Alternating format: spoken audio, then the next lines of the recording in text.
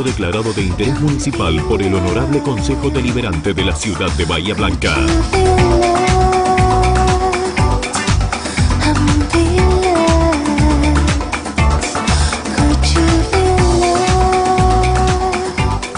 Buenas tardes, bienvenidos a un nuevo encuentro de arquitectura paisajista. Mes de mayo, seguimos con el mes de otoño, seguimos con toda esta humedad ambiental que hay en la ciudad de Bahía Blanca y momento de hablar y de responder muchas de las consultas que ustedes nos han hecho vía mail y vía telefónica. Primero, muchos nos preguntaron respecto de césped, de resiembras. ¿Qué hacemos cuando la gramilla comienza a ponerse amarilla? ¿Cómo resembramos esos huequitos que tenemos dentro del área de encespado en nuestro jardín? Para todo ello vamos a encontrarnos junto a Pepe y él les va a dar todas las soluciones, de la mano de la siguiente mesa. Semillera Wash, siempre bien, siempre Wash. Avenida Alem 5000. 488-1111.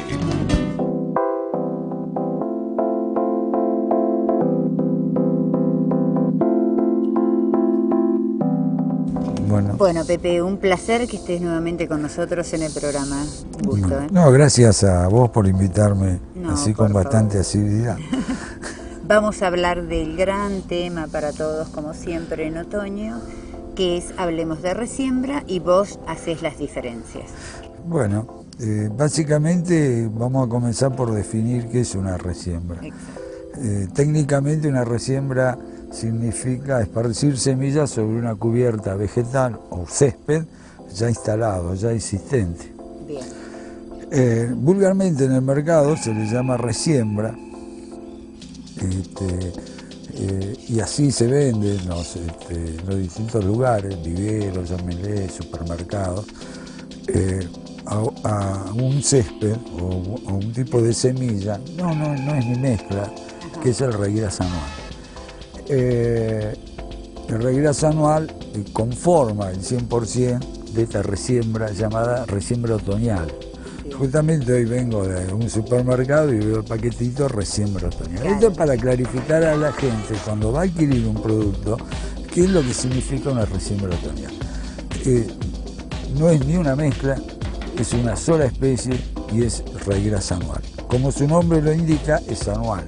¿Para qué sirve esto? Para mejorar el aspecto de algunos céspedes deteriorados, fundamentalmente cuando la base, como estamos observando aquí, si la cámara lo mira o lo enfoca, cuya base es una especie megatérmica llamada gramilla o bermuda, que como característica principal tiene que es perenne, pero produce o solo está verde durante el verano. Eso es. Apenas comienzan los fríos y a cortarse los días, entra en un estado de dormición o latencia que se manifiesta a simple vista por un cambio brusco de color. Pasa del color verde a este color amarillento pajizo. Por eso se utilizan esta resiembra otoñal, que es este regras anual, que lo que hacemos es cubrir o mejorar el aspecto de este césped desde que comienza a ponerse blanco o amarillento, que es esta época, hasta octubre, que comienza a rebrotar nuevamente esta gramilla. En sí se usa el regras anual porque es económico, porque esto es una siembra de baja eficiencia, porque ¿cómo se hace esta siembra? No hay una remoción de suelo, no se forma una cama de siembra ideal para el nacimiento de esa semilla. Entonces se esparce directamente al voleo, el regras anual, y en los mejores casos a veces se lo suele tapar con arena, pero no hay un movimiento de suelo. Entonces ese nacimiento es mucho menor, por eso yo digo que es una siembra de baja eficiencia. Bien, pero para aquel que la quiere realizar, ya hablamos del concepto, hablamos de que es anual y todo lo demás, hablamos de que hace una resiembra al voleo. ¿Cómo es la densidad de siembra en un suelo así? Por ser de baja eficiencia, tenemos que incrementar la densidad de siembra. Creo que no debemos ir más allá de 1 kilo cada 10 metros cuadrados. ¿Por qué? Porque yo lo veo en mi césped, que lo hago también periódicamente, porque tengo una base de gramilla y ya lo he hecho, la resiembra, y el nacimiento, como es de baja eficiencia, aumenté mucho la densidad y estoy logrando con 1 kilo cada 10 metros cuadrados bastante plantas de arraigar y ya ha cambiado el aspecto. Porque otra característica, otro problema que hay que tener en cuenta, que como no hay remoción de suelo, no va a 1 centímetro de profundidad, sino prácticamente va cubierto con un poco de arena, está expuesta a los agentes externos, sean pájaros, sea viento, entonces el nacimiento, la cantidad de semillas que van a hacer es menor. Aparte de que coincide en otro detalle, que es el tema del rastrillo en el jardín en otoño y la semillita que apenas arraiga, porque es muy chiquitita. Sí, aparte al no haber remoción, estamos tirando sobre un suelo que está compactado y a veces esa semillita emite esa pequeña raíz y no penetra, se pierde. Y otro tema, habría que hacerlo, mucha gente empieza, cuando lo realizo, eso también es importante. Por lo general, la mayoría lo realiza cuando en esta situación, cuando se comienza a poner blanco. No, hay que realizarlo mucho antes, o sea, sobre fines de marzo, cuando aún la gramilla está verde, pero ya empieza a decaer su agresividad, ahí sí, esparcir el raíraz. ¿Por qué? Porque tenemos mejor temperatura, entonces el nacimiento es mucho más rápido, es más rápida la implantación y la velocidad de crecimiento. O sea, hay que hacerlo por lo menos 2 a 4 semanas antes de la primera helada. Si la primera helada en nuestra zona a fin de abril, sí, esto habría que estar haciéndolo a fin de marzo. Bien, ¿qué pasa con la fertilización? ¿Se la fertiliza o no? No, en estos casos ese raíraz ayuda, pero ese raíraz viene rápido y los requerimientos de fertilizantes son mínimos.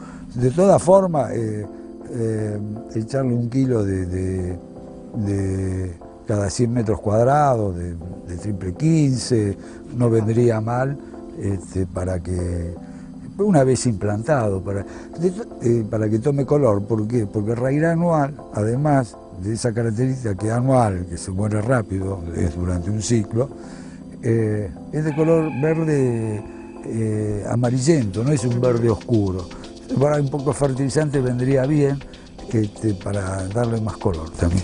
¿Qué pasa con aquel que quisiera de pronto adquirir un terreno y quiere hacer las cosas bien entre comillitas, ¿no?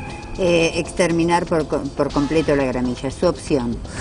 Claro, yo lo que sugiero, en grandes superficies como es esto, se convive con la gramilla. ¿Por qué? Porque iniciar un proceso nuevo acá para reimplantar un césped, o a veces ocurre en los campos deportivos, o sea, canchas de fútbol, etcétera, se convive con este tipo de práctica.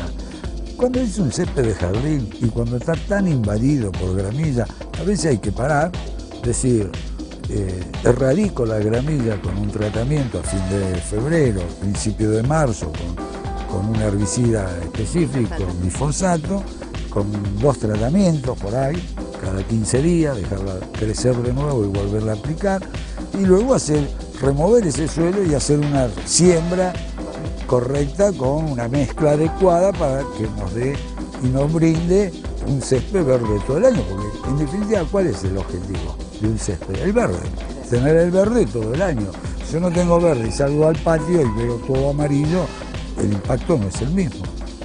Totalmente. Muchísimas gracias. No, gracias a ustedes.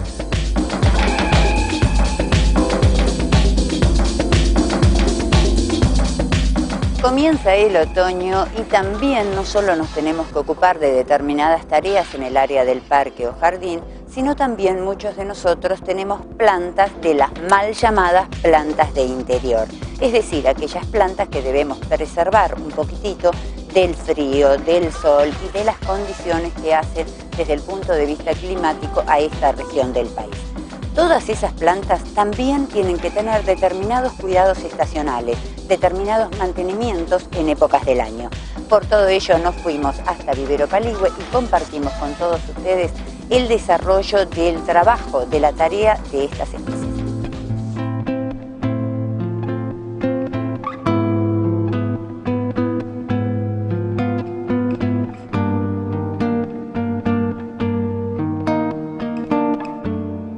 Bueno, Gustavo, en el día de hoy vamos a hablar un poco del tema de las mal llamadas plantas de interior y cómo es el manejo en esta época del año, ¿no?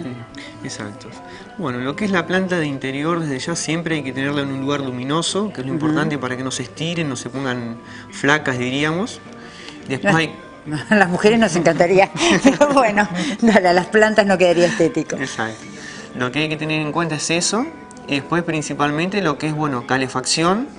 Ya hay plantas que por ahí, cuando empieza a hacer frío, no dejarlas cerca de los vidrios, porque por ahí las puede llegar a afectar igual.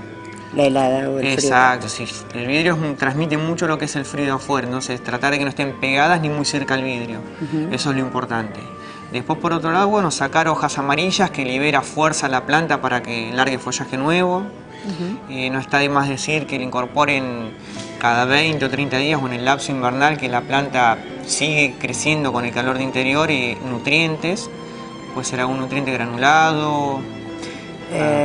Respecto a follaje o floración o fertilizante en general, un triple 15, nitrofosca, ¿qué le ponemos? Claro, hablamos de eso en general, o por ahí plantas que han desarrollado lo que es el tamaño de la maceta en raíces y se le aconseja por ahí eliminar una capa de la superficie y colocar humus. Eso también está dentro de las opciones de nutrientes. Hay que ir variándolas a las plantas. Bien, ¿y qué pasa con la calefacción? ¿Cómo lo manejamos? Porque el ambiente que esté húmedo, con la calefacción viste que se reseca un poco el ambiente también en el interior de la casa, ¿cómo lo manejamos eso? Mira, lo importante de la calefacción, que muchos cometen el error, no hay que tenerle miedo a que la planta por el calor no se va a morir. Lo que hay que tener en cuenta es que se va a tener que hidratar más que en el verano. O sea, la planta al haber más calor en el ambiente en el invierno, uno tiene que estar más pendiente del riego. Eso es lo que hay que tener en cuenta, porque hay gente que piensa, no hace calor, tal vez no le da tanta importancia al patio y la relaciona con las plantas interiores y las riega. Y ahí es donde empiezan a sufrir o, bueno, de ya se pueden venir abajo. ¿Cómo es el riego en una planta de interior, ya que hablas de riego? ¿Es un riego de raíces, una pulverización? Y no aconsejamos tirar agua en la hoja porque puede llegar a formular algún tipo de hongo en la mayoría de las variedades. Siempre lo importante es regarla en la maceta, sobre la tierra, y bueno, el agua que despide, que quede en algún plato, lógicamente se tira el agua del plato que no queda ahí adentro. Porque la planta a veces muchos lo pueden utilizar como reservas, pero si vos le dejás el plato lleno de agua, la planta es como que sigue por capilaridad subiéndole el agua y la saturas de humedad. ¿Cómo nos damos cuenta cuando una planta está saturada de humedad en el interior? Y lo más evidente es cuando la puntita de la hoja, ¿sí?, de la planta, comienza a amarillentar y de ahí va un punto negro. Empieza a avanzar del perímetro de la hoja del perímetro hacia el centro, perdón. Ahí empieza a cambiar la coloración de la hoja. Es decir, que lo ideal sería escarbar el suelo y que siempre nos demos cuenta que esté húmedo pero no anegado. Exacto, sí, esa sería una de las maneras más fáciles de manejar el riego. ¿Cuál es el clima ideal para una planta de estas mal llamadas de interior? Exacto, lo que hay que tener en cuenta es que el clima sea templado, no un calor en exceso, porque también hay gente que sube mucho los calefactores y picos de mucha temperatura y después los apagan a la noche, esas amplitudes térmicas a la planta interior no le viene bien. O sea, que sea moderado, que sea un clima cálido simplemente. ¿Cuáles son las especies que andan bien en nuestra región con condiciones de luz medianas en un ambiente, en un comedor, en un living comedor? ¿Cuáles son las especies que ustedes más aconsejan? Y lo que aconsejamos serían todas las dracenas. Dentro de la rama de las dracenas hay varias. Una de las dracenas más clásicas es la que le llaman el palo de agua. El palo de agua viene con una estructura de troncos y ramificado arriba. Y hay otro tipo de planta que se llama dracena masagiana, que viene desde el eje central toda con follaje. Vienen dracenas moradas, hay otras verdes más intensos. Después están las arecas, que son las que tienen una trayectoria de rama más longitud y más abierta. Hay lindo surtido en plantas y en dracenas del interior.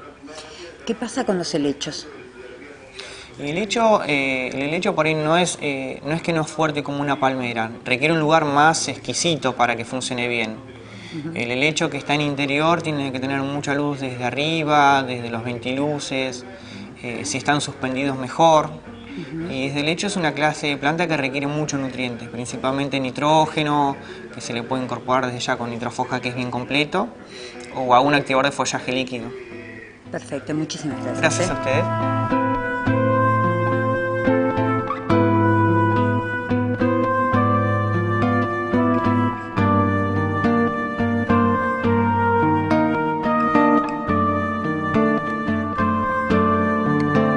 María Cristina Gallego, ingeniera agrónoma, paisajista, 291-154-296-712. Sergio Goldaracena, riego, parques y jardines, 291-154-431-836.